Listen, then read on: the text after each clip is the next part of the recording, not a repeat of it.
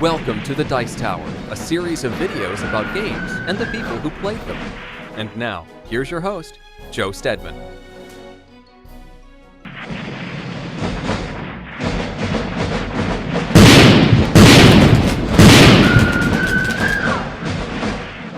So let's see here. This is my nuts and bolts box, I call it. This is the things that I carry with me just to play ASL. Let's see what I have in here.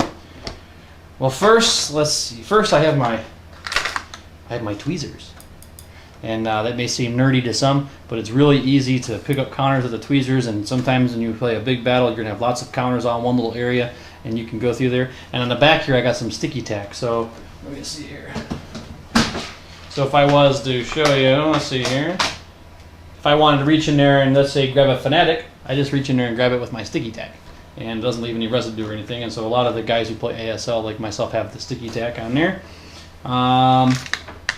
Here is a way I used to look at the line of sight. There's three basic ways that I've seen to do this. You hold the thread on the map here to go dot to dot or whatever, because you have to have line of sight to shoot at things. So there's these little ID card holders is one method that people use. There's the spool of thread method, which is self-explanatory. And this is a new one I just got. It's only like $1. This is like a magic trick dollar bill thing where you can like hook it to a dollar bill and like sneak the dollar bill back in your hand. But this works pretty well because it's like basically fishing line, and it's a little bit clearer so you can see better. And so you can get those off of Amazon. Let's see here. Then we have dice, and in ASL you're going to use 2 dice. You're going to use a colored die and a regular white die to make all your die rolls, and you have to have 2 different colors because a lot of the things that you do, if the colored die is a certain number or not, it'll determine certain actions. So I take the 2 dice and see, bad roll. I take the 2 dice, drop them in a cup, and it gives me my results. So here's an 11, typical horrible roll for Joe Steadman.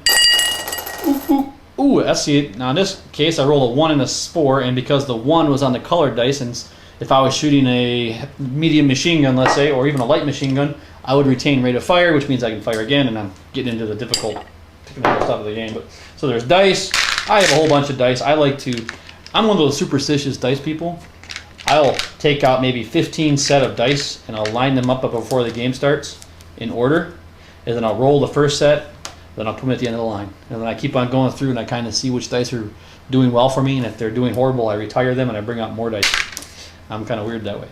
Then I got tons of extra dice. Ooh, I got some Dice Tower dice. Ooh. Maybe I'll give you one of those if I see you.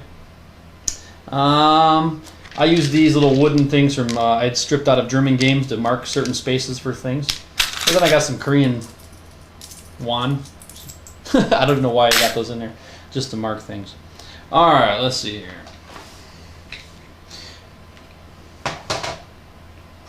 Alright, so that's my my little box of stuff that I use. So Advanced Squad Leader is my favorite game by far, and it's my favorite tactical game. I've played all these other games I showed you, and I enjoy them. There's some good games in there. But to be honest, if I have the right opponent who can handle ASL or knows how to play ASL, I'll choose ASL every time. It's the game that I take the most serious. I have spent hour after hour reading the rules and clipping the little corners off of my counters and playing on Vassal on the internet, the internet version. There's nothing else that even compares. Or even honestly, I get bored when I play some of these other games because there's so many things that you can't do, or things that are not taken into consideration. And I acknowledge that this is a game, and it's not a true simulation. Otherwise, you'd be out there shooting each other. But I think this is by far the closest you can get to a simulation of a World War II tactical game, and it takes hours to play. Even the shortest of battles will probably take 2 or 3 hours. You typically, I would say, 4 hours for an average battle between 2 guys that know what they're doing. Here in a few weeks, I'm going to Cleveland to go to ASLOC, and I will spend a whole week playing this. A whole week of playing games, and I probably won't get more than 15 games in. Maybe 10 games, I don't know. So that sounds crazy to some people. I'm sure it sounds crazy to my wife. She's just over there smirking at me. But so that's Advanced Squad Leader.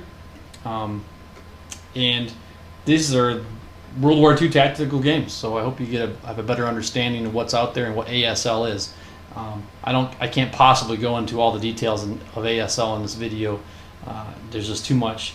But if this at all interests you, if you like World War II history, and if you like playing war games and you've just always been afraid to get into ASL, you've heard about it, don't be afraid. They have Advanced Squad Leader Kits number 1, which is a really condensed version of the rules. I think it's like 12 pages or something. Or you could even go full-blown ASL and just get the Beyond Valor module, which is the first module, and the rulebook is all you need. And go on Game Squad forums or Board Game Geek or on Vassal on the internet and just start asking around. There's a lot of good guys who will be more than willing to teach you the basics of the game. And it's a lifelong hobby. It's not something that is a flavor of the month like so many other games out there. And just when you think you're good, you're going to meet someone that just totally beat you. So that's another reason I like it. So there you go, Advanced Squad Leader. See you next time. Thanks for joining us today. For more written, audio, and video reviews, as well as the #1 board game podcast, check out the website at www.thedicetower.com. Until then, this is Eric Summerer, and you've been watching The Dice Tower.